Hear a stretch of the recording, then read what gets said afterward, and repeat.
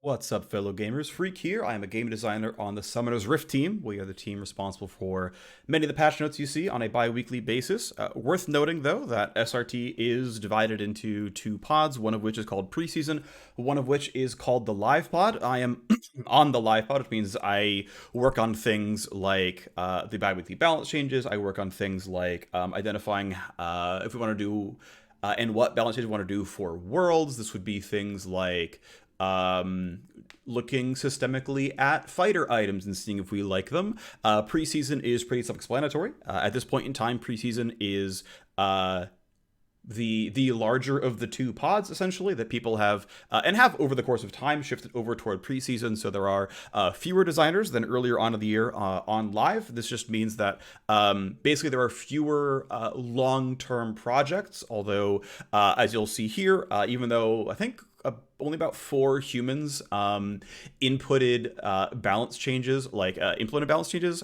for this patch.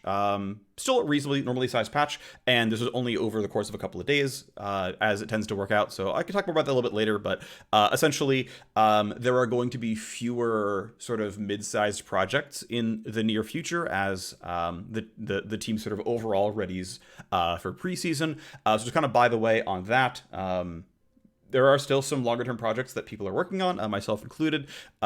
These are more likely going to ship after Worlds, or in my case, it's literally Worlds bound, so it's going to ship before Worlds, obviously. But anyway, you might see some of that after 13.19, which is the Worlds patch. Anyway, 13.16 exists. Let's talk about what went into it, what some of the thought process was that I can share, and as well, give you some of the math around what these changes are actually going to do to the game.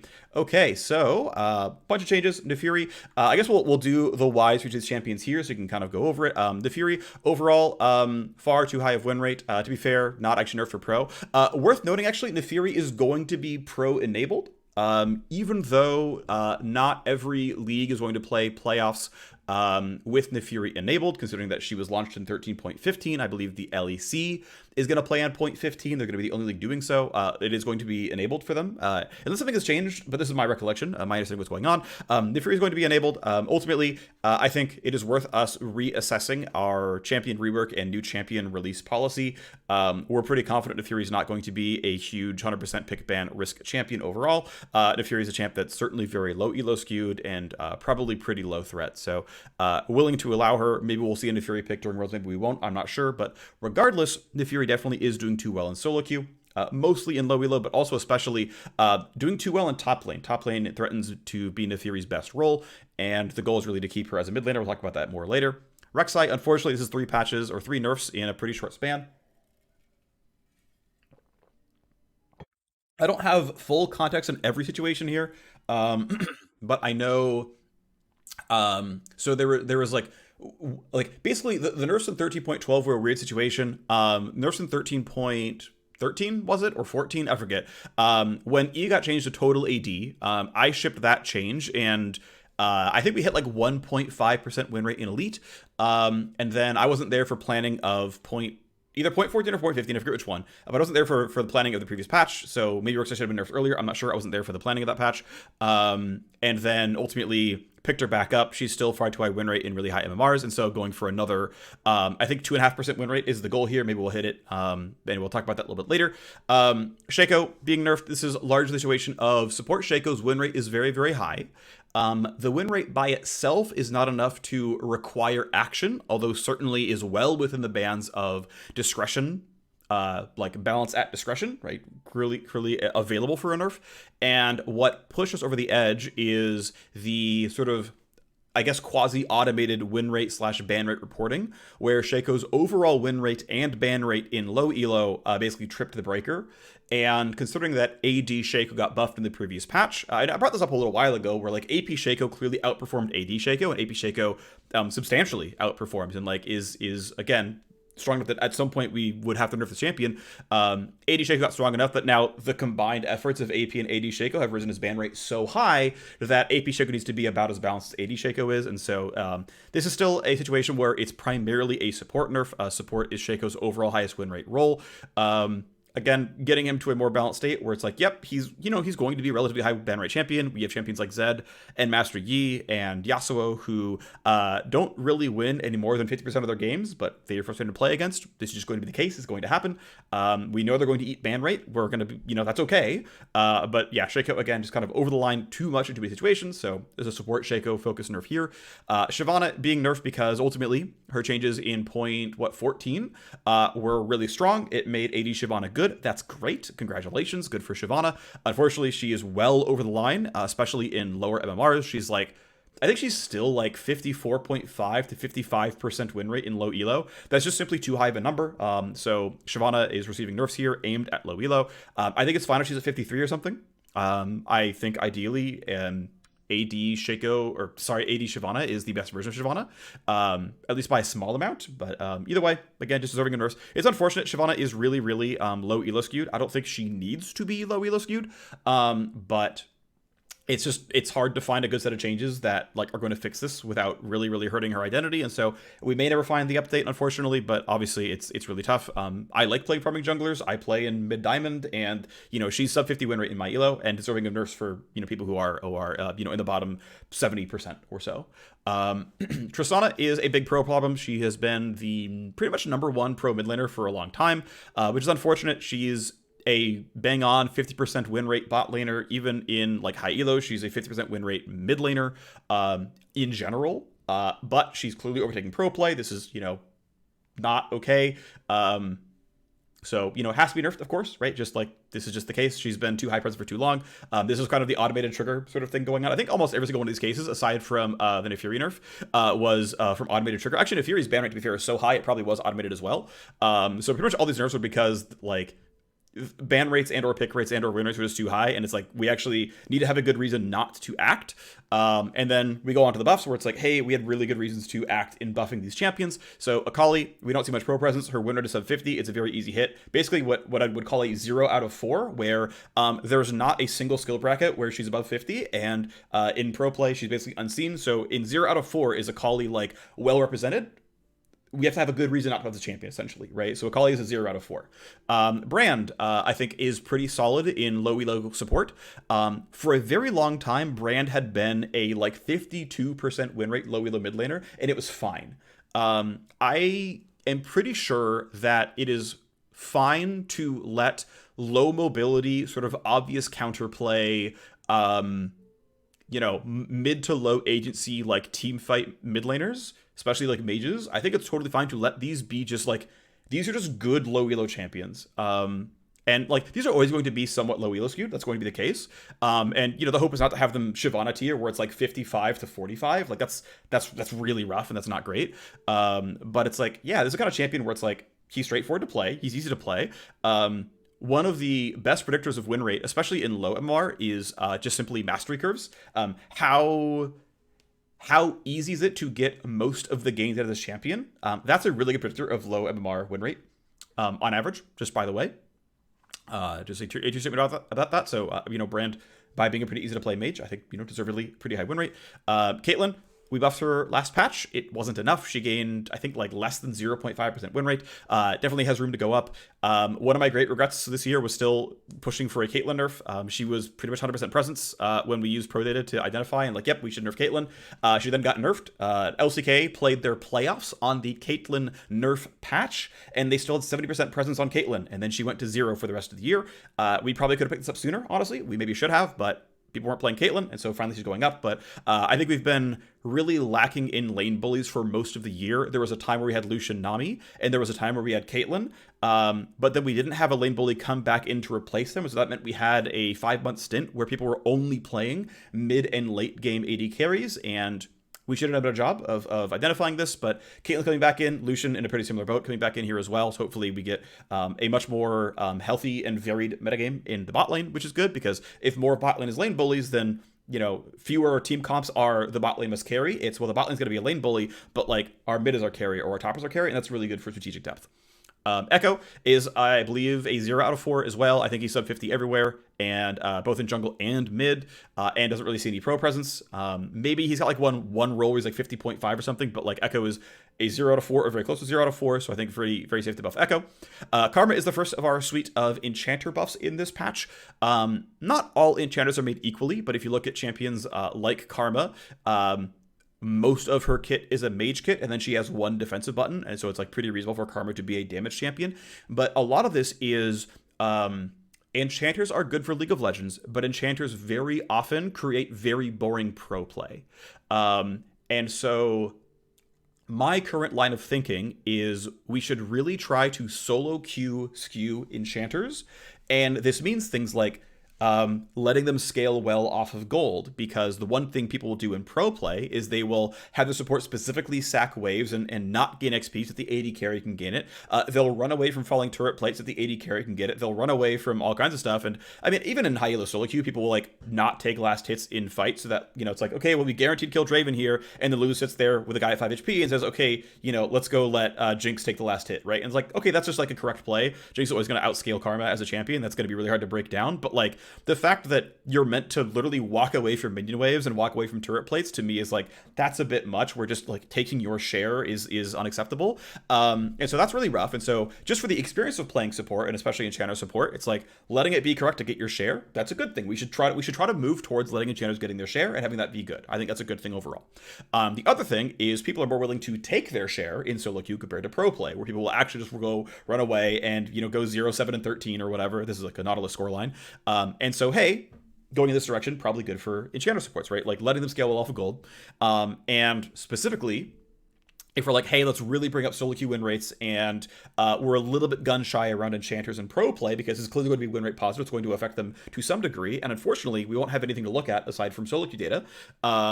It's like, well, okay, the safest thing possible is just to make their output be more damage, because that is not what pro play is looking for. They're enchanters for the most part. And so it's like trying pretty aggressively to say, let's get these champions back to a good state in solo queue because they've languished for too long. We nerf them for pro. Let's buff them in a state where we don't have to nerf them for pro, and they can retain a high win rate and be satisfying to play. Lucian, we unbound him from Nami. This beta just deleted him from seeing any play in League of Legends. We buffed Nami last patch. That buff ended up being pretty elite skewed. She's like 50% win rate everywhere. That's reasonable. Lucian, meanwhile, is just pretty much bad everywhere. He's no longer hardbound to Nami since the E doesn't apply his second passive. And overall, hey, we're missing a lane bully in pro play. Lucian is again a 0 out of 4. He's not in pro play. He's not high winner anywhere. Let's give him some power. Lulu is here. Very similar reason to Karma. Lulu got kicked into pro jail, unfortunately. She was really, really, you know, a big hyper carry. Enabler, when we nerfed Lulu out of pro play, she only lost about 0.7% win rate in solo queue, so she didn't actually need that much more power to come back in. Honestly, if we had done like one of the changes in this patch, she would have been pretty much like plus 0% in solo queue and probably still would have been kicked out of pro play. But there's going to be this means on net, over the last 8 months, we'll have gained win rate, and we'll probably still be lower pro presence than before, so that's probably pretty good. Milio, in a similar boat, is, again, got kicked out for pro play. To be fair, the Milio nerfs from 0.14 or 0.13 were too large. They were over magnitude. We probably should have reacted sooner. We really probably should have, but at the end of the day, Milio... yeah, going back up in power. We'll talk about the tactics there when we get to it. A small Nidalee bump. The actual context behind this is because of Arena. Arena really cares about, at least to a certain degree, I should say, cares about alt builds being good, and they're very willing to change AD and AP ratios and really like push a sense of build variety. And Nidalee basically was missing an AD lever on her kit, and so they're like, hey, can we give Cougar Form an AD ratio on E? And we're like, yep, that sounds fine. You know, she's got room. AD Nidalee is not, you know, close to breaking any bounds. You can give her a 40% AD ratio buff on Cougar Form E, and this is going to be fine. And so like, okay, cool. And then they get to like tune that number to whatever they want in Arena. But again, there's totally room here, so great. Sylas, another champion who's a 0 out of 4. Definitely scared of jungle. We actually get really, really close to nerfing Sylas jungle earlier on in the year. Ultimately, we just waited, and Sylas jungle disappeared on his own without really any changes, at least to my memory. We're now out of state where Sylas jungle is pretty weak. That's probably correct. Sylas mid, though, is not all that strong. He's again a 0 out of 4. He's not seeing really any pro play. He's not strong in any solo queue bans, so there's just room to strictly buff Sylas, and so that's what we're doing. And then Wukong is another 0 out of 4. Actually, he's not 0 out of 4. He actually sees a little bit of pro play, but realistically, it's going down and down and down. Wukong jungle is pretty much gone. Sadly, those means his win rate is bad in jungle, and it's also been really bad in top for a long time.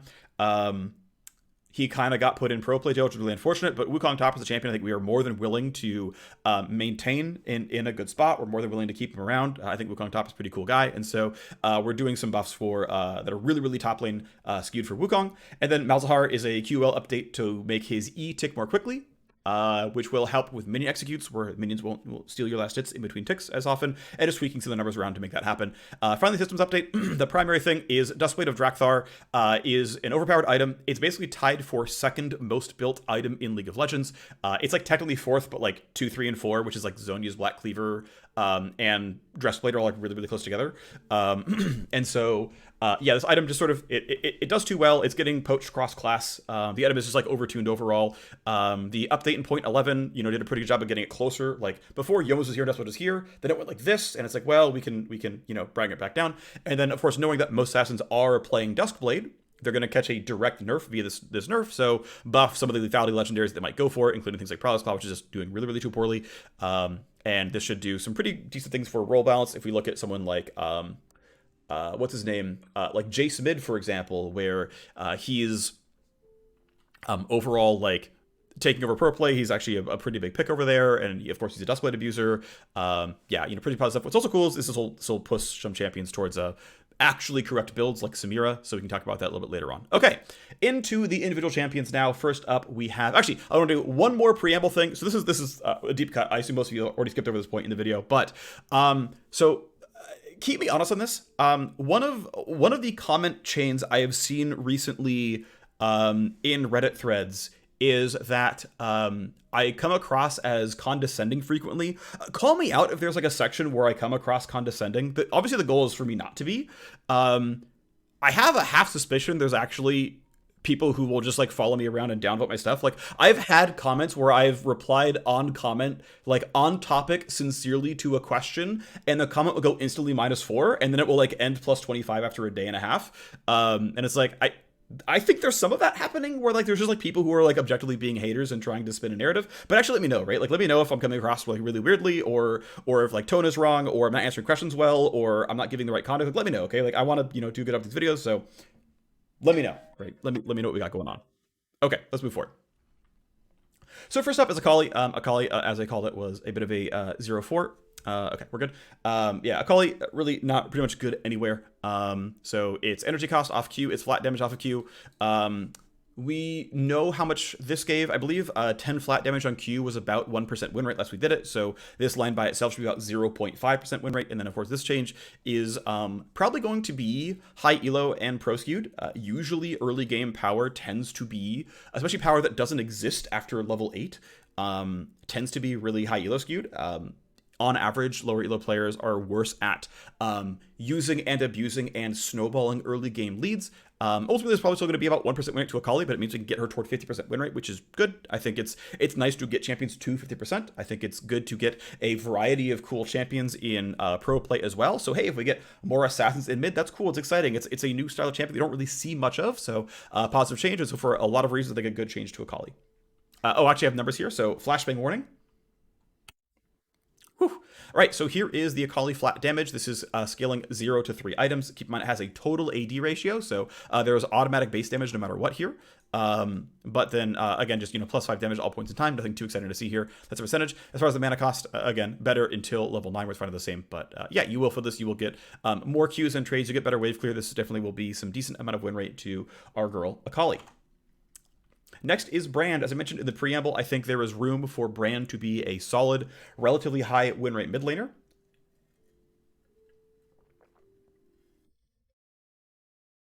I believe there's a typo in the E change. There should only be a 5% AP ratio increase, not a 10% AP ratio increase. But anyway, a flat 10 extra mana restored through the passive, 10% AP ratio increase in the Q, and a 5% AP ratio increase on the E. Let's talk about the numbers here. So first up is the total amount of mana gained by Brand passive. I believe it scales at 3, 6, 9, 11, 12, 15, and then last one is at level 18. So you can see how much mana comes through the passive itself. And then accounting for his base mana regen and mana growth and whatnot. This is if you get 12 CS per minute. If you get literally every single minute in the wave, how much regen are you getting over the course of that 12 CS over the course of that full minute?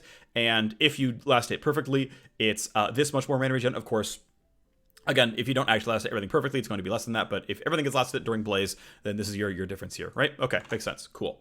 Next thing, of course, is the damage increase. Now, keep in mind that Brand buys a lot of items that deal damage, so Liandry's and Demonic Embrace. Brand's passive also deals damage, so the damage increases here are a little bit fake in terms of the fact that again, his passive and his item's going to do a fair bit here, but here's how much damage his Q deals in a basic 3-item build. This, to be fair, is his mid lane itemization. This is Liandry's, Riley's Demonic, using the Riley's Demonic health into AP, like keeping that in there, but not counting Demonic Burn, not counting passive burn, all that stuff. Just how much damage does the hit of Q deal? Pretty meaningful increase here, and the hit of E, pretty meaningful damage increase here. Might be you hit some wave clear breakpoints, which would be nice, but overall, this is the damage difference here on the champion, and obviously much more mana. Even if you only last at half, it's still like 10% more mana to the champion, which is pretty good. And of course, again, your damage increase going by about 4% or so is not bad either. Next is Caitlyn. I think this actually might be another change that is pretty low win rate. I suspect actually this buff will be pretty high elo skewed. So real quick, Caitlyn's, so under the hood, I changed the number 6 to the number 5, and Caitlyn's passive tooltip says every 6 and now every 5 auto attacks, Caitlyn fires a headshot. The way it actually works is every 6, now every 5 autos, she gets the headshot buff, and then on her 7th, aka 6th attack, it fires headshot. And so, though I didn't update the tooltip to be sort of more structurally accurate, I made sure the patch notes said what actually happens, which is instead of every 7th auto attack is a headshot, every 6th auto attack is a headshot. Now, it's worth noting that Caitlyn's passive is not scripted very generously to the player. What this meant, what I mean by that is if you attack from brush, you get 2 charges of headshot per auto attack. On 13.15, this meant every 4 auto attacks is a headshot. Period. It does not roll over and give you another stack afterwards. It just says every 4 attacks is a headshot. Obviously, if you like step out of brush, attack once, then you can attack 3 times from brush, it'll fire. But now it's just every 3 attacks from brush is a headshot, which means when you leash your jungler, you'll get a headshot on 3 attacks instead of on 4 attacks. It means it's actually very easy to auto attack the camp 6 times and get 2 headshots in your leash and then go walk to lane. This is like what I interacted with while playtesting. So that's like, a subtle extra thing. But of course, a higher skilled player is going to be better at using the brush and using that to attack people and have brush control and attack. So there's a really good chance this actually does quite a lot to get Caitlyn into pro play as a big lane bully, because we're actually, instead of increasing it by 14%, we're increasing our headshot count by 25% in a high elo context or in an attacking from brush context. Now let's do some math. And this is roughly, this is going 0 to 4 items. How much DPS headshot itself provides before and after. This is right. You have it's 6/7 the cooldown, so I think you get 7/6 the damage, so it's 17% more damage or whatever. So yeah, it's this. Instead of every 6 shots, it's every 6, or every 7 is every 6 shots. So here's your damage difference. And then similarly, this is if we count for her total build, what is the total DPS of the champion, accounting for 1/7 of a headshot versus 1/6 of a headshot. And it's not huge, but it is some more damage. It does scale up with time. This thing does scale off character level, and it scales off if you getting crit chance in a pretty decent way. So yeah, decent amount of damage comes out here. There was a chance I did the math slightly wrong here, and I'm a little bit off. Headshot is like a weirdly strange math problem here, but I'm pretty sure I got it right. Either way, this is about right, and this is just like pure auto-attack DPS upside. So Caitlyn's overall auto-attack DPS increase is around here, though again, you could just about double these numbers if you say, hey, what's the brush DPS here? It's not a huge change, but it is something.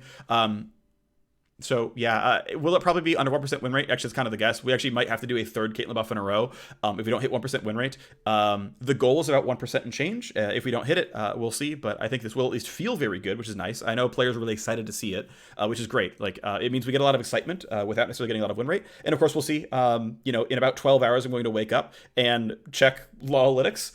Because I can get that from home on my phone, and Caitlyn's popular enough champion that'll have enough data where I'll know actually day one the win rate impact. Whereas someone like Ivern, it takes a lot longer. And for what it's worth, like the pet changes is like pretty much equal for everyone, and the Ivern changes landed at pretty much exactly the right win rate, which is pretty cool. Anyway, yeah. So Caitlyn buffs. Next is Ekko buffs to his Q. Basically, the hope here is to be a little bit mid lane skewed.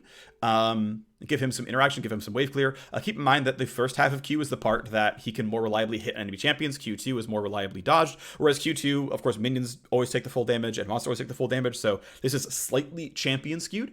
For the slow is as well, so early Time Winder is buffed in a anti-champion skewed way. Which means you can kind of poke a little bit more and stuff like that. And then Parallel Convergence plus 30 shield.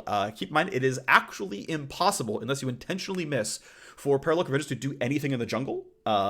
Because the stun lasts longer than the shield itself. So outside of like using it to tank a dragon that can't be stunned, Parallel Convergence can only matter when fighting enemy champions. Of course, yes, a jungler can use it when they're ganking, but frequently can also just be used in actual 1v1 in the mid lane. So meant to be mid lane skewed buffs for Ekko overall. Certainly he's been, he's about 1/3 as popular in the mid lane as he is in the jungle. So I think good to do mid lane skewed buffs here. But yeah, pretty substantial mid lane buffs in this patch. So 10 flat damage on the first half of Q, and 8 to 0% increase slow on Q, and then 30 flat shield on the W. So here is the Q1 damage, accounting for going 0 to 3 items.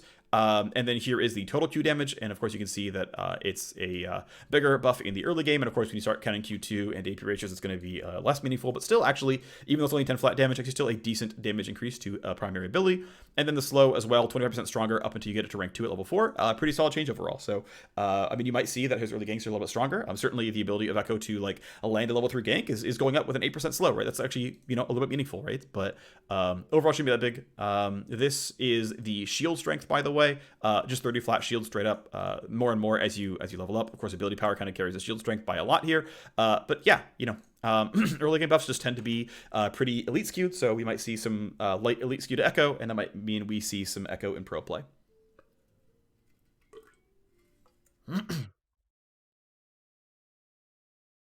So next up is Karma. As I mentioned, we wanted to buff some what's it called, enchanters in a way that wasn't very pro play skewed.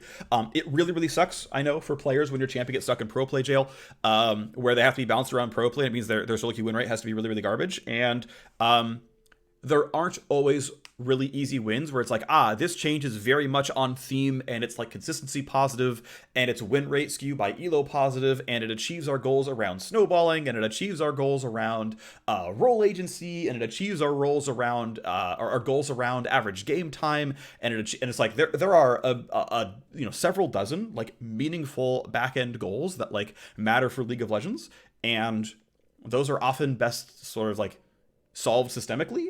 And it's okay for individual champions to, you know, work against some goals sometimes. Like, for example, the overall agency of bot lane as a collective is probably too high. The agency of an AD carry is pretty equal to the agency of a mid lane or a top lane at pretty much any MMR, and pretty equally with game time as well, on average. And then you add a support to the mix, and obviously the lane of bot lane means more than lane of mid lane or the lane of top lane. And it's like, well, I don't have an answer on if that should be fair or not, but AD carry as a role is pretty equal to top lane as a role.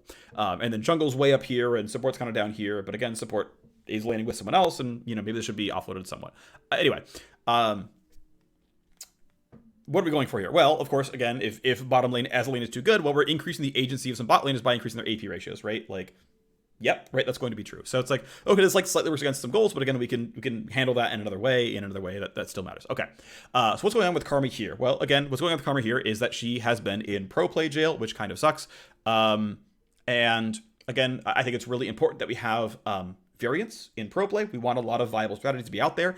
The more that we have enchanters in pro play, the more someone else needs to play a tank. And so the more we see Karma and Lulu and Milio in pro play, the more you need to play Sion or Cassante or Malphite in top lane, or at least Sejuani or Maokai in the jungle. Like, someone's got to face check the brush, someone's got to make sure your team can engage a team fight, and it's not going to be Karma, right? So someone has to do that job. And so that's one of the things that like helped have top lane high agency is, well, when enchanters weren't very good in pro play, and it was like pretty much all Rel, all Alistar, all Leona, all Nautilus, it's like, oh, okay, well, we don't necessarily need a second tank. We're allowed to play Kindred jungle. We're happily going to play like Jax vs Rumble in the top lane. We're going to do all this kind of stuff. Like, of course, we still want strategic variance, right? But when we are in a world of top lane is all tanks and bot lane's all hyper carries, we kind of reacted pretty aggressively to like kind of kicking some enchanters out of pro play, and it's like, okay, time to start walking some of them back. we really want to give them good solo queue win rates because, and again, enchanters should be a viable role that you are completely allowed to play. It's completely acceptable to play. We don't dislike enchanters. And as long as we kind of make them express themselves in the right ways, they can also make pro play cool as well.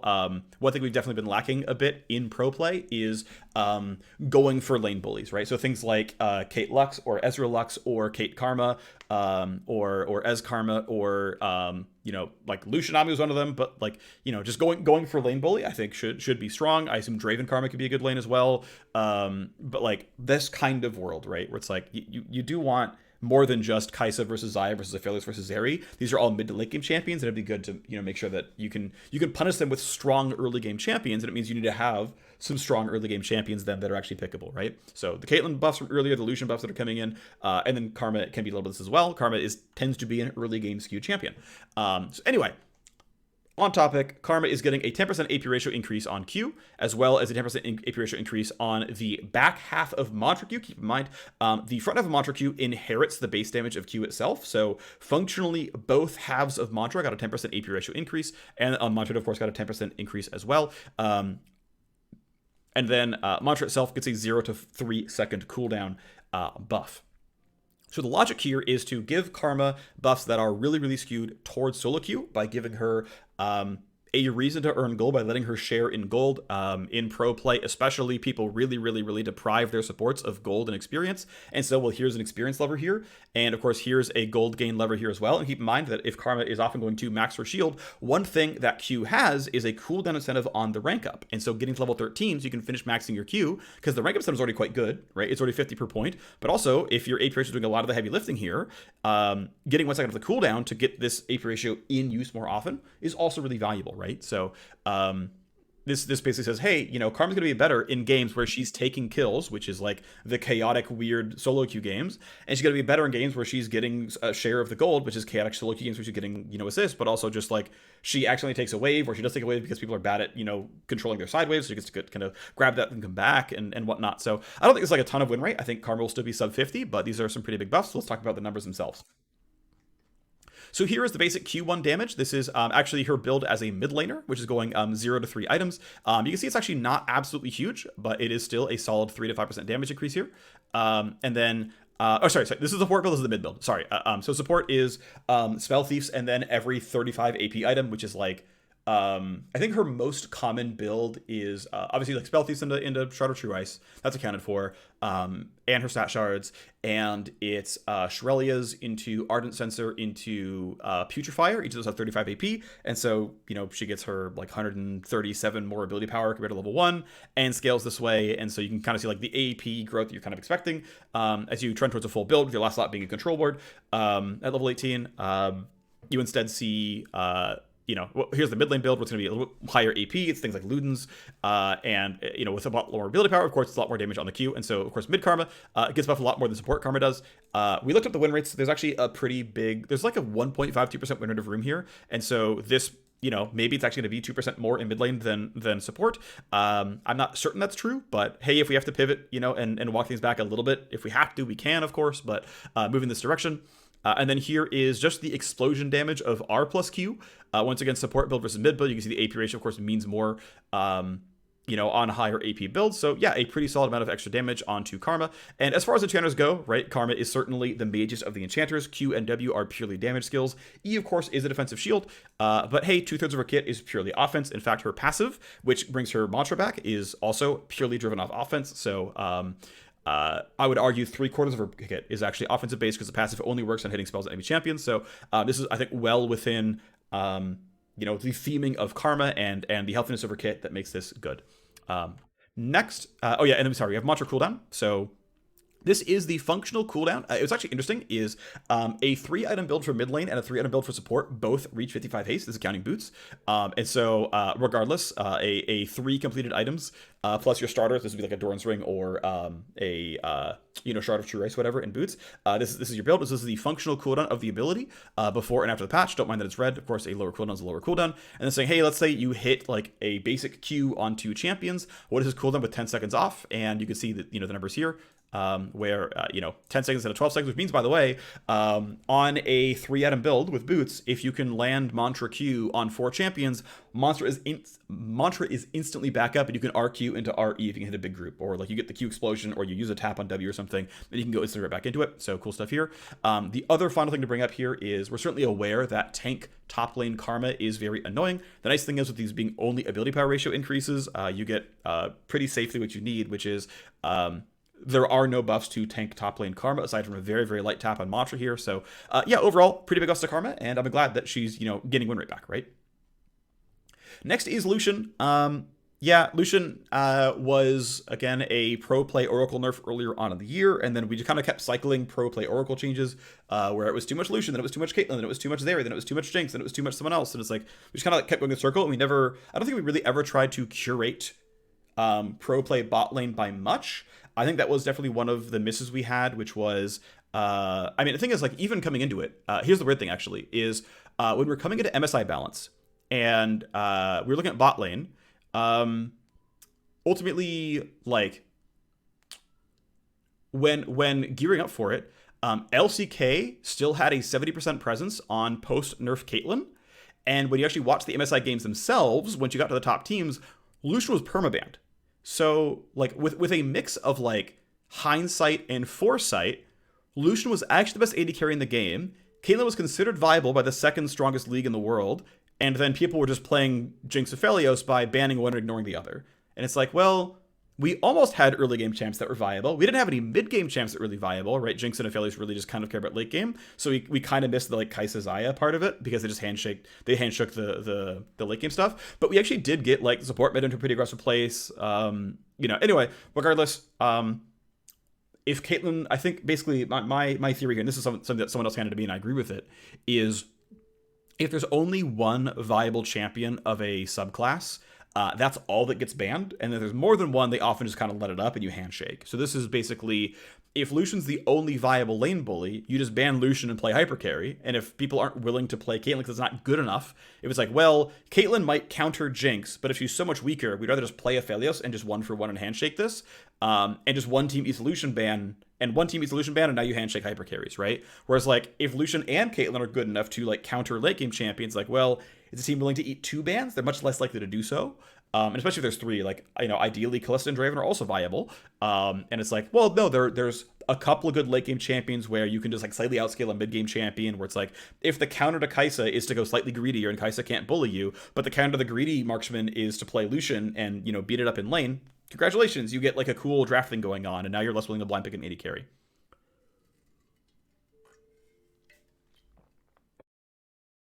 Anyway, so one thing that I'm going to bring up is win rate by MMR skew. There is a pretty decent chance that Lucian is going to be in some level of pro jail, where he's going to be sub 50% win rate in almost every skill bracket, maybe every skill bracket, and he's going to be in pro play. Like, I think there is easily a tuning of Lucian where he is 80% pick ban for Worlds and sub 50% win rate for every single solo queue skill bracket. Because a lot of what Lucian does, though less than before, cares about coordination, right? Cares about timing, right? Get the buff on me, I'm going to go E forward and auto attack Q. You're going to be ready for it, right? Because Lucian can engage out of nowhere and can do this proactively, and so his lane mate, knowing what's going on, it's hard to get in solo queue, much easier to get in pro, right? And so Lucian being a coordinated testing champion, this is always going to be somewhat true to him. This should kind of be true, right? Anyway, if we've said the only thing we care about actually is the coordination and solo queue skew of this champion, we could give him a ton more XP scaling on the kit. We could like make this bonus magic damage on hit go from like 10, but like it's 10 to 50 by character level. We could give Q a character level scaling base damage. We could do all kinds of stuff that like would get him a little bit better in mid lane, but would really, really, really give him a ton of low elo win rate. But what that would do is homogenize him against the roster in terms of his role in the game. So we're going to acknowledge that Lucian is going to be elite skewed and he's going to be pro skewed. This is true. Now, Lucian can still be a very fun, gratifying champion that you enjoy picking, even if he's like 47% win rate in silver. Um, and that's fine. That's acceptable.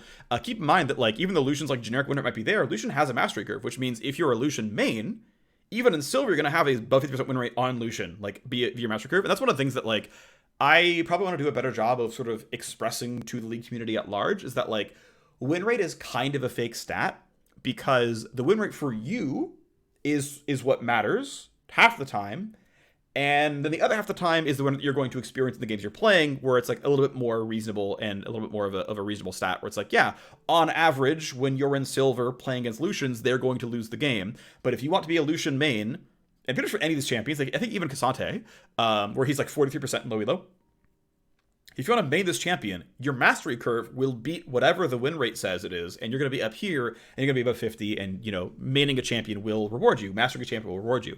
I think that's important to reserve for any given champion, and Lucian as one of the higher mastery AD carries, yep, you know, I think that's pretty reasonable.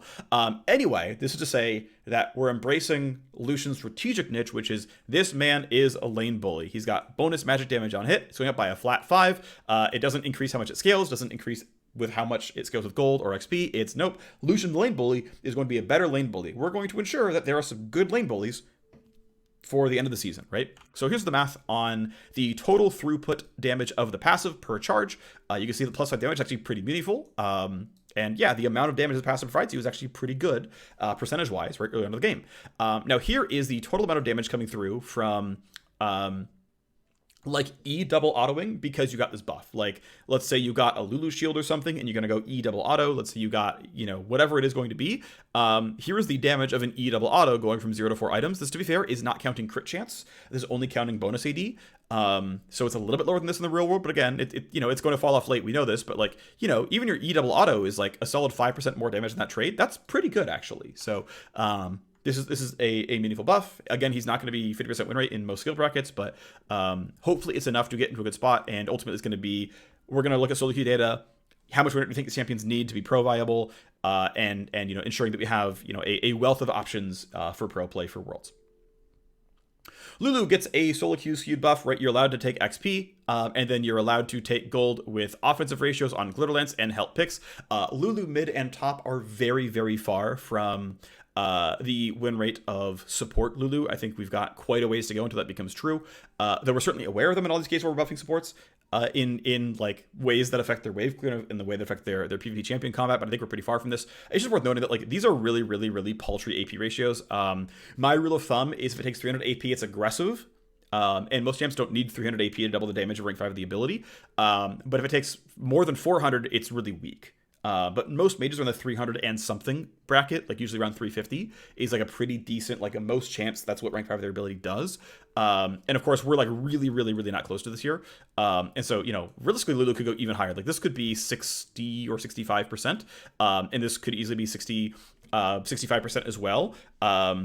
Of course, we're going kind of light here. I think if we went to 65 from 40, this would just be too much. And, you know, this would actually have a really, really big risk of having her overtake as a mid laner. So you have to be a little bit, you know, cautious here of how much she's really allowed to get. But I do think letting her scale with gold is good. And if we get like under magnitude, we can, you know, increase the shield to AP ratios and you know, happy to just, but I think overall, just her translating gold into strict power is the kind of thing that is going to be solo queue skewed. Then again, we're very happy to have enchanters be strong in League of Legends, as long as they don't create really, really stale games in pro play. And we you know, it's our job to balance around that, right? So here is what is this? Oh, sorry, this is Lulu health. This is Lulu base health before and after. You don't often get level 18, but essentially this usually this is going to amount to about 0.5% win rate of health growth. We have a like spreadsheet of roughly this much stat gives roughly this much win rate by role.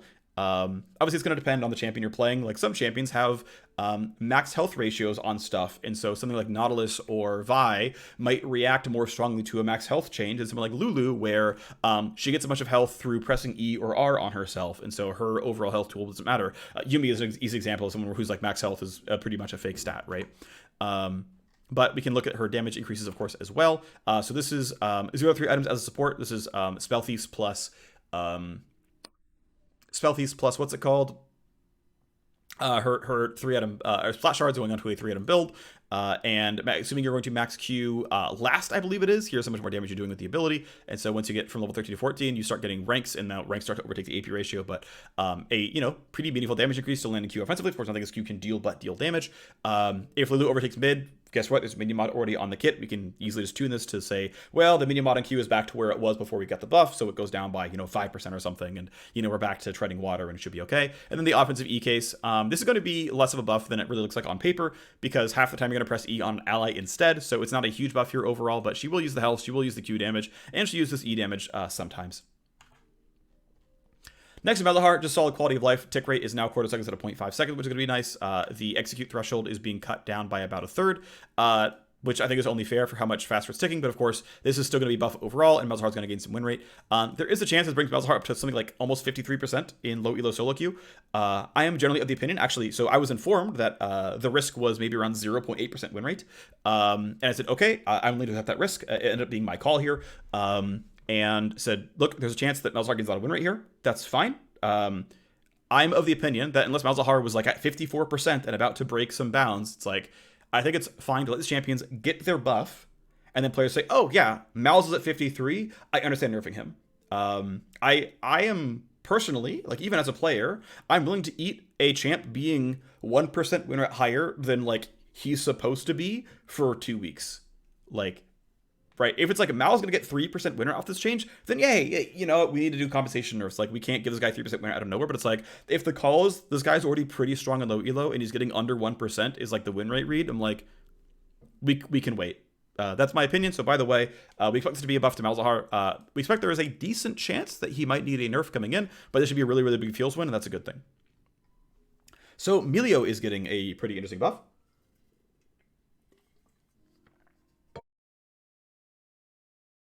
As I mentioned earlier, he got over nerfed when we nerfed him back in 0.13 or 0.14. He was a 50% win at solo queue champion. We nerfed his coordination-based outputs because of pro play.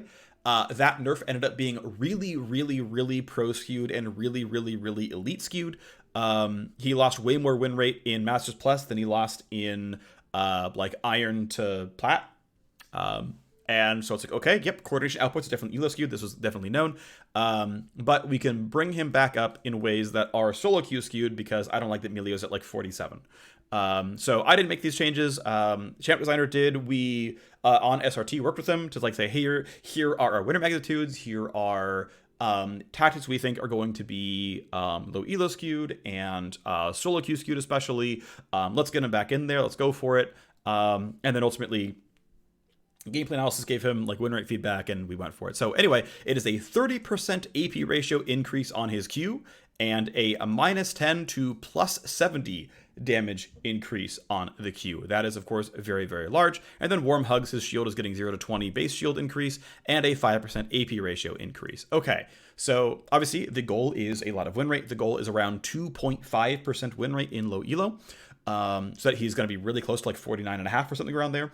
And we can always revisit later, but again, there's room for more enchanters in Pro than we have right now, but we just don't want to go too overboard, and we think this is going to be relatively safe. So it's worth noting, actually, that a quick story on Milio. When he first came out, the majority of players maxed Q, and then a big drop-off, people maxed E, and then a drop-off, people maxed W.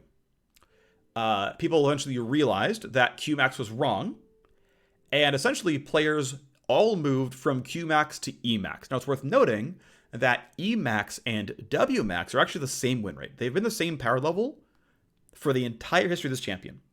When we nerfed E's move speed buff, both flat and per rank, didn't change. E max, W max, still the same power level. Obviously, like, his power level is lower, but still the same power level.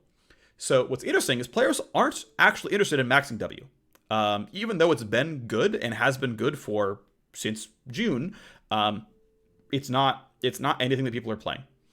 So okay, we don't need to embrace that. That's fine. And what people initially tried to do was max Q. Now, of course, it's very easy to say, I'm new to this champion, what am I going to max? I don't know, Q seems safe, I'll press Q. You look at Karma, people max Q on Karma over E. E is slightly more performant than Q on Karma. People, when they play Karma, want to max Q. Okay, fine. On average, it really seems like Enchanter players like dealing damage. This is part of why we are pretty okay with like buffing Lulu Q AP ratio and the E offensive AP ratio and buffing Karma Q and RQ, because like, well, it turns out people who are picking Enchanters actually like the damage abilities. And so it's like, I'm actually pretty sure this is decently on theme to say, well, we're going to buff your damage abilities, and that's fine. You can go ahead and max Q, and it's going to be fine after all. Or you max Q second, or you do the Karma thing where you put 3 points Q and then max E, whatever. That's all reasonable. But it's like, well, players don't want to max W, so we don't need to let you max W. It's fine, whatever. It's going to be left last. So if Milio was already maxing Q second, this would be a strict buff essentially, and we would see a lot of win rate gain. However, maxing Q second on Milio is like 2%, I think, win rate lower than like EQ is 2% lower than like EW, right? It's like meaningfully worse. And of course, Q first is like, really, really bad as well, of course, right? So even if he does shift maxing Q second, this has to overtake W max second and then be win rate on top of that, and that's where the win rate lift comes from. But of course, we're also maxing E, so it's like, or buffing E max, so it's like, this is obviously a strict buff to his primary skill. This has to be enough of a buff that it overtakes W second, or is enticing enough that you might consider maxing Q and playing Milio as a damage champion. I did have a playtest where my support was Q max Milio. I want to point out that he didn't. I think he learned W at level 2. Anyway, we got ganked at level 3 and he had 2 points in Q, and I died because he didn't have shield. So I got trolled by my support. Whatever. It's just a fun playtest memory. But that Q did a lot of damage. He eventually full build like Luden's Death Cap. He like eventually was like full build Milio, and Q did like 800 damage. It was pretty funny. But I think it's reasonable. Like, right, you're not often gonna have Luden's Death Cap Milio. It's not going to be his best build. I don't think we're anywhere close to that, but I do think it's good if enchanters get gold, they can use this gold in fun and compelling ways. I think the skill is honestly reasonably fair. It's a cool ability, and people showed via their own behavior that they would like to max Q if they could, because they currently do it on champions like Karma, and they tried to on Milio when he was released. Okay, so I think those are good changes. Let's talk about the math. So this breakpoint might be a little bit fake. Essentially, it requires, I believe, 33, right? 30% AP ratio increase to a minus 10 base damage. So it requires 34 total ability power to make this a buff. So basically has to, keep in mind, he's going to start the game with 17 AP from a single stat shard and Spell Thieves. And so he has to actually recall and buy an Amp Tome, which maybe is around level 4. But once he buys an Amp Tome, it's in the green, right? That's the math here, essentially, right? But yeah, until you buy an Amp Tome, it's actually in the red. So technically the early laning is nerfed. And keep in mind that your shield is not going to be rank 2 until level 4. But of course, the 5% AP ratio increase means you get a little bit more power here. Just a little. And so obviously less Q damage, more E shielding. Okay, sure, no big deal. But yeah, assuming you are going to max Q second, you get a pretty solid like 25 or so % damage increase on this ability, which is pretty meaningful once it kicks off. But again, the fact that like Milio's getting significant Q damage later on in the game with ability power is really solo Q skewed, right? And again, has to overtake him going for W, which I think this does in this case. And then of course the E shield is certainly quite nicer. This is obviously quite a big buff. I firmly believe Milio's going to be back in pro play here. I think this is a big enough buff. Like, we already see a little bit of Milio right now in solo queue, or sorry, in pro play, a very little bit. So I think Milio is absolutely back, and that's fine. Especially if what Milio is doing is being a bit more of a lane bully. I think it's actually more of an interesting niche than Milio the make the AD carry OP, because W is going to be at 1 point forever in most of these builds, I'm pretty sure, because it's really incentivized to go E and Q, and that means 1.1 or W is less of the AD carry wins the game for us, and so I think it's a healthier spot for him strategically in pro play. Naafiri is getting nerfed. Her win rate in mid and top is like 52 or so. In average and high MMR. It's sub 50 in like elite, but also her ban rate is like 50% or higher right now. It's actually quite high. Interestingly, top lane is her third most popular role, but basically tied with mid lane in performance. It's weird that jungle is still holding on as a relatively popular role despite not being very strong. But anyway, these are nerfs that are aimed at top lane Naafiri. They certainly hit jungle Naafiri as well, don't get me wrong, but it's base armor where, guess what? Top laners can do more physical damage, though, especially in solo queue, there's a lot of physical damage in mid lane. Base attack damage down by 2 matters a lot more in lanes where you're going to scrap one-on-one against a melee champion fighter. And base attack speed, this is not the attack speed ratio, but the level 1 attack speed of the champion is going down by a meaningful amount, which, again, matters in situations where you are sitting there chain attacking a champion. This is going to be a very, very large jungle nerf, ultimately with the Furious Banner being so high. there's just no room to make jungle good right now.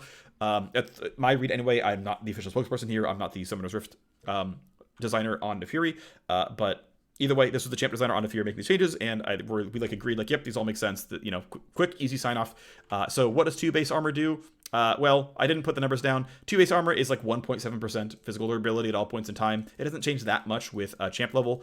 So Naafiri takes about 1.5%, 1.8% more physical damage. That's the change. As far as base AD and attack speed, we can talk about that here. This is AD accounting for 0 to 3 items, so the total attack damage of this champion. Not down by a huge amount, but Naafiri doesn't need like the biggest nerfs ever. But yep, definitely some worse early trading. And then Naafiri's attacks per second in a similar boat here, where yeah, it's something like this. Obviously, again, her dueling's gonna be much worse. You're gonna need this less. You're gonna feel this less in mid lane, but you're gonna feel it some. It's going right down. It's needed. Good changes. As I mentioned, Nidalee. I guess it's Nidalee now. It's officially Nidalee. It used to be Nidalee. That was the canon pronunciation for a long time, but it's Nidalee now. Okay. Anyway, a bonus AD ratio getting added to swipe the E of her Cougar form. I actually looked it up. It's not very common, but AD Nidalee top lane does exist. It's actually most commonly tank Nidalee. This is Iceborne Gauntlet Abyssal Mask. I want to say it's Frozen Heart, I think, is like the second item, but it's actually just full tank Nidalee, because also keep in mind Cougar form doesn't actually have many AD ratios, and I don't think we actually get there, but so there are 2 builds, other builds I think that actually have attack damage on them. So one is Iceborne Static Shiv Abyssal, and one is Divine Sunderer Static Shiv Abyssal. Divine Sunderer Static Shiv Abyssal is like kind of okay. It's like a sort of playable build. To be clear, it's like a 47% win rate build. AD Nidalee is a 47% win rate champion in top lane. But keep in mind, adding a 0.4 bonus AD ratio is, well, it's not 3% win rate, but it's not 0. I don't think AD Nidalee is suddenly going to be good. I think it'll easily be sub 50. But if you are doing a Divine Sunderer Static Shiv build, and we're just prorating your attack damage out from Doran's Blade all the way to level 18, there's actually a pretty meaningful increase in swipe damage. So you have this for that. And then I think this doesn't exist, right? This isn't a thing, so don't worry about this. This doesn't exist. But yeah, AD Nidalee swipe damage. Pretty meaningful buff, actually. Again, I don't think it's going to be a 50% win rate, but it's not going to be complete garbage. Okay, so next is, unfortunately, the 3rd Rek'Sai nerf in a row. Yeah, 13.12 was clearly too low. 13.13, which is the change I did, or was it 0.14? I don't remember. Did really well in terms of nerfing elite more than lower MMRs, but Rek'Sai is still like a 54.5% win rate elite champion. It's just simply too high. And so I'm keeping the trend of nerfing early and not nerfing as hard, or even buffing late game to try to be a little bit nicer to lower elo Rek'Sai. So Rek'Sai is already sub 50% win rate for more than half of all League of Legends players, while being a required nerf in like high diamond to Masters Plus. So it's just like, this has to happen, right? And so I'm a really big fan of making this change, which is converting things to total AD ratios. I really like them in terms of stretching out champion combat patterns. I will say my sort of opinion here on Rek'Sai is that her kit doesn't really function late game. And so her having a niche at all is, well, early game I win the game and kill you, which only actually matters in Challenger. People can actually end the game. Otherwise, my champion's non-functional. And part of moving her buttons to total AD is like the base damage of the ability eventually just overtakes the old base damage of the ability. And so even if you had a poor game or couldn't close the game out early, well, or your teammates were so bad at closing the game out early, like you got your top laner 2 kills, then they tower dove and gave it all away by not warding or whatever. And, you know, you killed for bot lane, but then they couldn't, you know, they didn't rotate for dragon. It's like, these things happen in lower elo. So it's like, well, here, just have something that works late game. I do think having champions with different temporal alignments is good. I think junglers having good early games is the scariest, because early game jungle feels the most oppressive version of jungle. Certainly Master Yi not engaging with the enemy team for a really long time, showing up with 5 items and winning the game also feels bad. So you do want enough jungle threat that if Master Yi does nothing all game, that can be punished, right? Like the pendulum can easily swing too far, where it's like, oh, they don't interact and win the game is probably less fair than they do interact and win the game. So we have to be really careful. Like, I think the Rek'Sai's best champ world is probably healthier than the Karthus and Master Yi the best champion world, right? Like I would rather be on Rek'Sai world than Yi Karthus world, to be clear. But I think we're too far on Rek'Sai world, and so we can go this way a little bit without going to here. Theory, anyway. The point of Rek'Sai though was like, I think her kit is a little bit non-functional late game. I think there are ways to make her kit like just overall better late game. This is things. I mean, there's like really dumb things like just her W doesn't scale in any way, so she doesn't get ability rank ups after level 13, which like kind of sucks. Her actual stat growth is pretty bad. 3 AD growth is pretty weak for a melee. I think she has 99 health growth, which is pretty weak for a melee as well. Even though her passive is really good, her like overall like baseline bruiser durability isn't great. This is one of the things I actually really liked from the small rework though, which is like giving her a really good passive late game to say, hey, if you build Black Cleaver or Shojin or any other like sort of higher health items, it's like you can actually dip out for a second, heal back to full, then come back in a little bit later, and like that's going to be pretty good, and you can kind of have a second win. Like that's actually pretty positive. I like that. But I think Rek'Sai still needs more work to make her functional later on in the game. Certainly there's work that can be done there, but regardless, reshaping the damage profile of the Q. So let's talk about it. First up, this is actually not counting stat shards, although I could have picked them. I actually probably should have. I can actually pick that really quickly here. Let me just do them real quick, which is let's actually give you 5.4. No, actually incorrect. What do I want to do here? Okay, we're gonna take. Let's see, which one is this? This is the ratio. Okay, so we're gonna add the stat chart here, and then we're gonna add. Okay, cool. So if we do this, here's the actual what our champion does.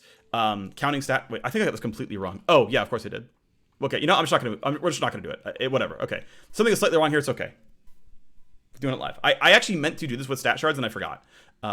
So either way, what this is the total damage of Rek'Sai Q if you had no runes, no items, no nothing. This is like strictly base damage of the ability.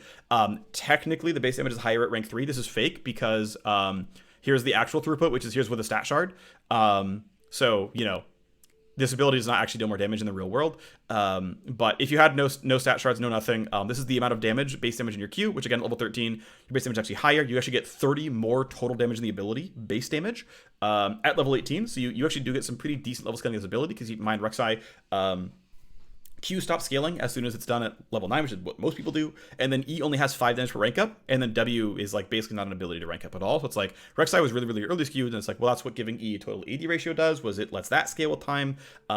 Making Q a total AD ratio means that level 9 is not when it stops scaling. You actually get another like 50% more base damage at level 18, which is kind of nice. You get, practically like another 5 ranks in the ability almost, right? This is plus 50 damage and there's another plus 50 damage here. So, but here is sort of more in the real world. This is with stat shards, and this assumes somewhere between like double longsword or pickaxe is your first recall, whether you got first blood or not, basically. And you can see that it's clearly just still into the red. By the time you're level 9, you do have the same bonus AD ratio as before. It's 1.5 total bonus AD across all 3 hits. But again, the base damage is still weaker until level 13. So this ability. Did I do something really weird here? Because okay, am I trolling? Okay, so the base damage is up by 29. No, okay, it's still there. Cool. I'm not griefing. Yeah, so I just like this doesn't look 29 different damage. Yeah, okay. So anyway, this is Rek'Sai, right? Certainly the need to keep building attack damage is slightly lower when base damage is going to do more for you. You can build a little bit tankier and still get a relatively similar amount of throughput. We're nowhere close to Tank Rek'Sai being the optimal build, but I wouldn't mind nudging a little bit more heavy bruiser and let her be a little bit more of a frontliner. There's a chance we can kind of reshape that way longer term, but I don't think we're prioritizing that one anytime soon. Regardless, though, again, this is the real world Rek'Sai change, and Q is up pretty constantly. It's your wave clear, which is going to affect top lane. It's your jungle clear, which is going to affect jungle. It's your PvP damage, and it is definitely a weaker ability overall. And one of the big things as well is that because the functional bonus AD ratio is weaker until champion level 9, it means getting a double kill and getting a double longsword and snowballing the game off of like getting an Iron Spike Whip or getting a Serrated Dirk is much weaker because the amount you're getting out of that is lower. So that's Rek'Sai nerfs.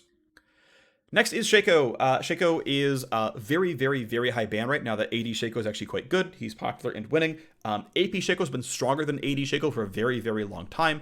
Ultimately, in this boat, his highest win rate role, at least in low MMR, is support. and so we are going for support-focused nerfs to Shaco. It's not his most common build, but it is the highest win rate one that pinged, and a reasonable change to go for here. So base mana regen down. Base mana regen is something that supports use much more than junglers use, and then Jack-in-the-Box spam is something that supports use, of course, a lot more as well. Junglers certainly are going to press Jack-in-the-Boxes, but they get a ton of mana regen through the jungle item, so it's not going to feel this one very much as well. So here is Shaco's mana regen per minute as a champion. Of course, this number is purely multiplied by support items, so whatever this number is, this percentage does not change with Spell Thieves, does not change with Frostwing, does not change. It's just, quite a bit less mana regen. And especially in a role where you get fewer levels, you're going to care more about the top half of this graph than the bottom half of the graph where it's less meaningful. And of course, W rank up. It's what support Shaco is going to do. It's what AP Shaco is going to do. So spamming early boxes is going to be weaker overall. There's going to be some power loss for jungle Shaco, AP or AD. Like this will interact some. But it's not going to be a huge loss here. It will be a nerf, though, and a bigger one, though, at support. So next is Shyvana. As I mentioned in the intro, Shyvana got some AD buffs, which is good, but now the build is simply way too strong, especially in low elo.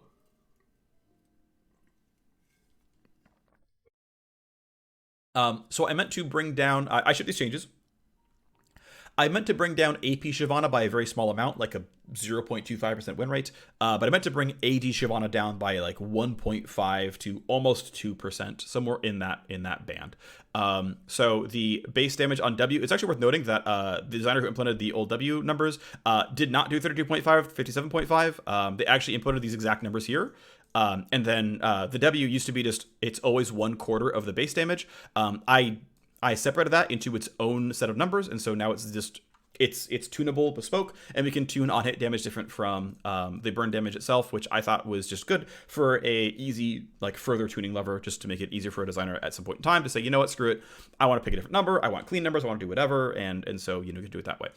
Anyway, so you can see that the rank up got nerfed by 0 to 10. The rank up on this got nerfed by 0 to 4.5. Essentially, instead of doing about 1/4. Basically, it's like it's still about 1/4 of the damage, closer to 20%, but whatever. The other change, though, is, bonus AD ratio going from 20% instead of 30%, and 5% instead of 7.5% is, of course, a pretty big change here as well. So let's talk about that. Well, here is WMAX second, assuming you're going for a actually fairly low AD build. So her actually most common AD build right now is Trinity Force into Sterak's Gauge into Stoneplate. That because she gets a bunch of free bonus armor and MR via her passive, something that multiplies bonus armor MR is actually quite good. And considering how much health is already in her build from Triforce Sterak's, it makes sense to get a big stack of armor MR from Stoneplate. So that build's actually pretty good. It's worth noting, though, that Titanic Hydra appears to be higher win rate. That could just be because she's often snowballing when she's building more damage items, but this is going to undercount a lot of her builds because a very close portion of players are building Titanic instead of Stoneplate. Just kind of want to point that out here. Anyway, this is the damage per second of W before and after. Even in the early clear, you still get a little bit here where it's about 2% less damage, and then you get your first recall for a pickaxe or more like double longsword or whatever, because it's Trinity Force. I don't think it's a pickaxe in Trinity Force. But you get a little bit here, and then as you get more items, you build your Sterak's Gauge. The item, the extra damage kicks in, and you're looking at something like this. But again, this is only assuming that 2 offensive items are in the build. And then the on-hit damage before and after, you can see more meaningfully nerfed. So if you are in range to keep punching, and basically, I'm just trying to nerf Shyvana in the stat checky ways where if you're winning by so much that, they can't run away from you and you get to auto-attack them for the entire W duration and, they're in the burn radius for the entire W duration. It's like, well, okay, that's what's going to go down in the games where she's really ahead and overbearing and there's no gameplay of the champ who runs fast, just punches you and just stays in range the whole time. It's like, okay, that's the part that's getting nerfed the most. It's actually worth noting that pretty much any ability order works for Shyvana. So E into W is the most common, but E into Q is relatively common itself, and a very similar win rate. I've actually seen Q max and W max also be pretty strong, and it actually seems from limited data that W max is actually the strongest version of Shyvana. It is the highest win rate ability ranked at 5, and ranking something at 5 is I think a pretty good indicator of you're maxing this ability first, because like you can mess with around like level 3, level 4, you put too much W, whatever, but when you put something at level 5, that means you're maxing it first. And at level 5, the ranking W at 5 has the highest win rate of any Shyvana build. So cool, right? Like, and the thing is, like, some players play all these builds, right? None of these builds are like 1% win rate or lower. Like, even her like least common stuff is like 5% win rate, or sorry, 5% pick rate. There's actually, I think it's like 8% of players rank W at level 5, right? It's actually like a non-trivial number of Shyvana players. And so like all these will feel that nerf. It means you're much more likely to go into W max last. Okay, that's fine. But I think EQ Shyvana actually has arguably more gameplay in terms of like in terms of allowing her to be successful in games she's not doing well. Because one of the things with Shyvana is I think she's really, really, really, really feast or famine. And so allowing her to have some level of guaranteed output where it's like, hey, this champion is going to be successful even if you don't have more gold than your opponent, because it's like, well, I can EQ and like, you know, use W to run away instead. And just like, you know, E auto, Q auto is like pretty short, and Q's got pretty good damage, and like something done, and like I think it's reasonable actually. So even though obviously it's like fairly bursty and short, I think it's okay for fighters to have like a decent short-term pattern. Obviously some champs need to have maybe shorter patterns. I need to have like less sort of like the win more I chase you forever patterns, and some champs need to actually be stretched out and are too bursty. This is a sort of per champ basis. I think Shyvana is allowed to have in her AD pattern a decent short trade is what I'm kind of coming to here. So there's that change. Even if you're maxing W last though, it's still a pretty meaningful difference in the burn damage per second, right? If you're trying to dodge this part of the nerf as much as possible, this is a pretty solid amount of red. And the on-hit damage is, you know, pretty similar here as well, where it's a pretty solid amount of red when you lose, you know, a third of your AD ratio. It's actually pretty meaningful here, right? So, I think yeah, this matters. I think this is actually a pretty decent nerf.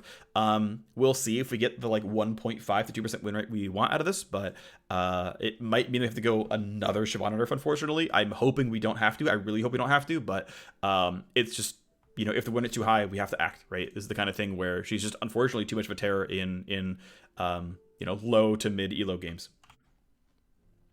Sylas is a 0 out of 4. He doesn't win very much in solo queue. He's not really seen in pro play very much as well. Mid Sylas definitely wins a lot more games than jungle Sylas does, which is good news. That's beneficial, so that we're not really close to jungle Sylas taking over the game, but even still, we're being very cautious and giving buffs that are very, very, very mid lane skewed. So basically, it's an extra full spell in his base stats of mana. So here is the base mana pool of the champion before and after. Here is it counting for mana regen over the course of 4 minutes, which is like I start the lane at about 2 minutes in, I start spending mana. At about 6 minutes, I take my recall. Or, you know, at 1:45, I start spending mana. At 5:45, I take my recall. Like, okay, well, in that situation, you're looking at, you know, 9 to 10% more mana. Again, it's still obviously 90 flat mana. It's still exactly one more spell. But that's the change here. And hey, we'll see how much win rate getting 90 more mana, aka one more spell before your first recall does for you. Because once you have Lost Chapter, you pretty much can't run out. Obviously, some people go for things like Roa. You have a little bit less free mana that way. But yeah, we'll see what happens. I think this is a solid change, and I think a good change for Sylas overall. So yeah, basically, yeah, intending to lower how mana gated he is in regular play. Talking about buffs, there's some fun jokes here. Read it if you want. I'm going to skip it though for now. Tristana is getting changed for pro play. We are trying to shape her out of mid lane. I am more and more willing to have non-standard base stats like MR. Some champs are even more extreme than this, but Tristana, not many champs have below 28 MR. So I went a little bit shy here, but essentially said, look, your MR is going to go down, your health's going to go down. Mid laners, when you're a Azir and your lane opponent has 2 less MR and 30 less health, or you're Syndra. Syndra's the actual counter, by the way. Syndra actually dumpsters Tristana. When you're Syndra and you see 2 less MR, 30 less health, you go, I can pick against that. I can beat this, right? And so seeing 2 lines where you say, okay, as Syndra, these 2 lines, I can fight this champion. Like, that's what I really, really hope we get here, is that players go, okay, I've got it. I know I'm going to go Akali, I'm going to go Syndra, I'm going to go Sylas, I'm going to go Ekko. I don't know what's a good matchup aside from actually Syndra. I don't know if the other ones are good. I couldn't tell you, but like maybe you can Doran Shield second when you're chilling. But it's like, hopefully these 2 lines say, okay, I got it. I can counter Trist. Like, that's the hope, right? Tristana is a completely fair win rate champion in solo queue, in mid and bot lane, and yet she is the #1 pro play pick. So, changes might be made, and one good way to generally retain solo queue win rate while nerfing for pro play is usually saying your matchups are sharper. Tristana has honestly relatively flat matchups. A lot of marksmen do. And I think she has room to have sharper matchups. Now, this does not mean I want every single champ to have sharper matchups. I think top lane matchups are too sharp. And, you know, I would like to find ways to soften that. I would like to find ways to soften top lane snowballing, which would then lower the agency of top lane, which is tough, that cascades. But, like, in Tristana's case, she's allowed to have sharper matchups, especially if it means that she's going to have a much lower pro priority. And then the armor changes are to make good on this. So let's talk about the math here. Because, of course, so here is her physical durability before and after. Of course, it's a lot of green because there's a lot of red over here. So if the game is purely physical, Tristana is strictly buffed. I mean, yes, you can get all in levels 1 through 3, sure. Worth noting, actually, that this is not quite as bad as it looks when you have a Doran's Blade. When I did my numbers internally and shared them out, I did it with Doran's Blade and stat shards. I then forgot for this analysis. It's not a big enough deal to matter. It doesn't really change the numbers that much, but... this is a change. We are doing this, and I think this is a reasonable, because, again, we're making up for this big drop in overall magic damage durability, which I think is reasonable, I think is fine, and yeah, right, if you take, you know, functionally 5% more damage against Syndra, she's a much bigger counter to you.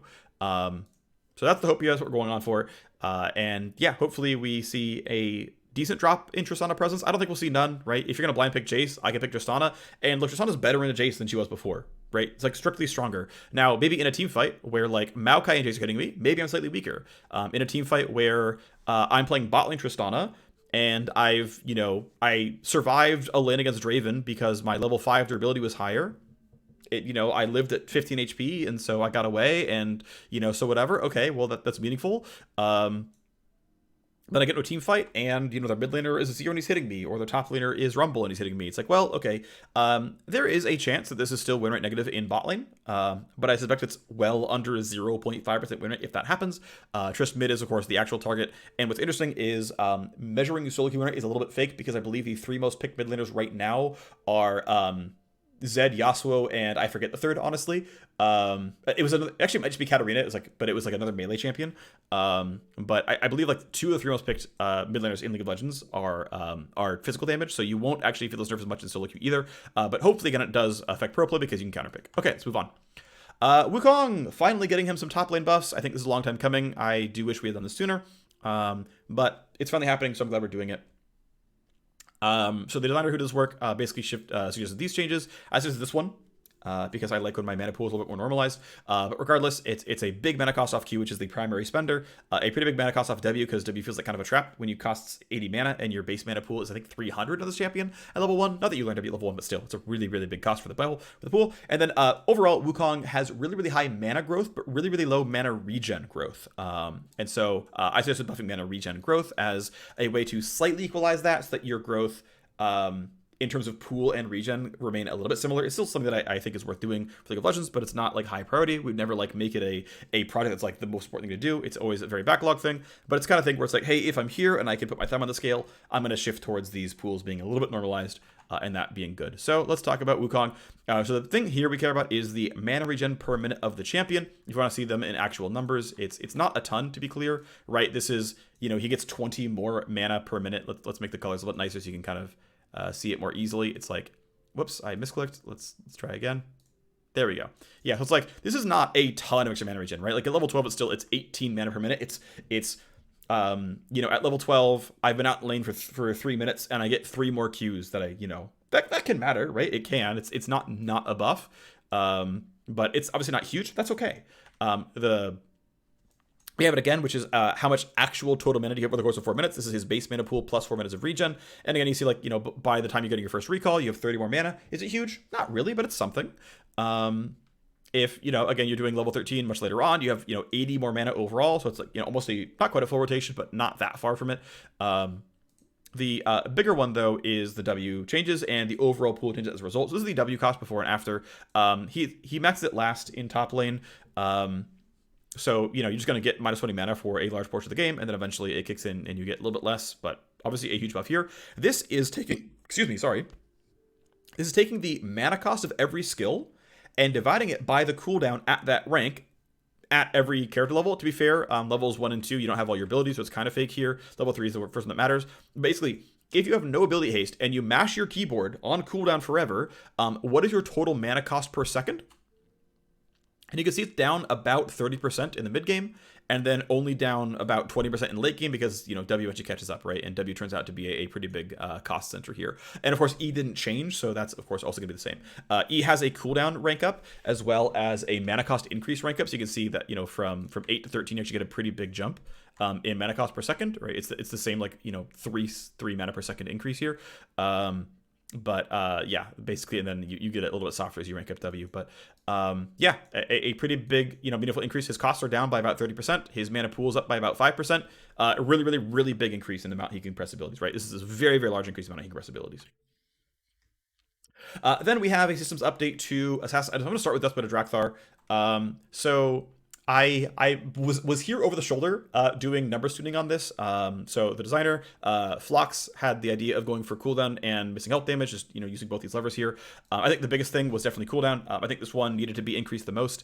Was my pretty like big suggestion, and he agreed that basically this thing popping twice is much more a fighter pattern than an assassin pattern, and so bringing the cooldown out much longer than 10 seconds makes it much less likely for it to pop twice in a team fight, but still pretty much guarantees up for every individual team fight, which I think is fine. I think it's fine that assassins have this as a reliable tool they can get once per fight, but that no one should have it reliably twice per fight unless the fight goes really long. Most fights are not 30 seconds long between kill 1 and kill 2 or 5 or whatever, right? Obviously, it's kill 5 doesn't matter because everyone's there. So, you know, literally between kill number 1 and kill number 4, 30 seconds is relatively unlikely, right?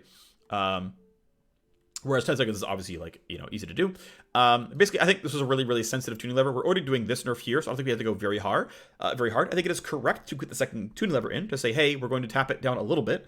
I think Duskblade's overall generic damage amp is too high. I think a little bit too much of Duskblade's power level is in the generic damage amp compared to other stats like lethality. One of the nice things about lethality as a stat is lethality scales with itself, which is good because it means that once the assassin is in lethality, they want to keep going lethality. Now, of course, they can build things like Cleaver or Cyrilda's, and those are also multiplicative, and so it's very often to see something like Duskblade Cyrilda's Cleaver, and that's kind of unfortunate. It's like such a homogenous build. But if the lethality on Duskblade scales with other lethality, that's good. It keeps you in the ecosystem, and that's like, we want that, right? We actually want assassins to be very squishy and to do a whole lot of damage to kill squishies. Like, that is the intended gameplay pattern of those types of champions. It is not the intended gameplay pattern of like Hecarim and Alawi, where they're meant to be slower duration team fights or slower duration fights, and they're not meant to actually just burst you and actually just one-shot you. So that's the kind of thing that we have to be kind of paying special attention to, that I don't think we're quite there yet, but it is something that we're certainly aware of, is the amount of Duskblade poaching is part of why this is happening, right? So, yeah, you know, a little bit less generic damage, a little bit worse on the cooldown. Okay, great. And then while we're here, it's like, okay, well, Duskblade is the most common actual assassin mythic. Yomu's is not bad, but people are, you know, underbuying it a little bit. Okay, well, Duskblade is getting strictly nerfed, so let's buff the types of items that assassins tend to buy. And so it's a buff to Axiomark, it's a buff to Prowler's Claw, it's a buff to Serpent's Fang, it's a buff to Umbral Glaive. So Umbral Glaive is 3 lethality, Serpent's Fang is 3 lethality, that's very easy. Axiomark, a little bit below the line, so another 5% ultimate cooldown. The change to lethality ratio was cool. Now it's strictly buffed to 2 items for sure, and then it's, of course, you know, still better at 3 and 4 and whatnot. But compared to Axiomark from 2 patches ago or 3 or ago or whatever, now it's definitely strictly buffed on 2 items as long as you're doing full lethality. And again, it can be scary giving items aggressive ratios, because now the item can start to be the kit expression. I think utility outputs are a little bit safer. Overall is the thought. So that's the hope here. We'll see what happens, but I think this is reasonable. Prowler's Claw, the big update is the cooldown is halved. Overall, my opinion of items is that they should be best in slot on more than one champion. So if Prowler's Claw is not a really good Riven item, maybe we say, no, we really don't want the item to be good on Riven. It's just not her item. But it's like, hey, this probably should be good on Rek'Sai. This probably should be good on any Chain Stealther or any repeat dasher. So yeah, we're afraid of putting this at like a 1 second or 0 second cooldown. But hey, if it's up pretty reliably, that's probably a good idea. Let's make this pretty reliable. Damage flat is still only 85, but hey, you know, the bonus AD ratio going from 45-30 to 55-35. Keep in mind, this is a small buff. The big buff is here with the cooldown. I do have a quick data table on Prowler's Claw damage, so bonus AD, if you went Prowler's first for some reason, here you go, the damage at 5%, but if you have, you know, a really full build, you have 310 bonus AD, it's 40% more damage. That's for melee. For range, it's less severe. I don't expect we see Prowler's Vein anytime soon. It's still not going to be up very often. It's still only up every like 3rd Tumbler or so, but hey, theoretically, possibly, you know, a play you could go for here. Doubt it, but that's a possibility. Okay, this ended up going really long. It's almost an hour and a half. I didn't expect that, but that's what it is. Honestly, I'm going to head out. Thanks for watching, everyone. See you next time. Bye-bye.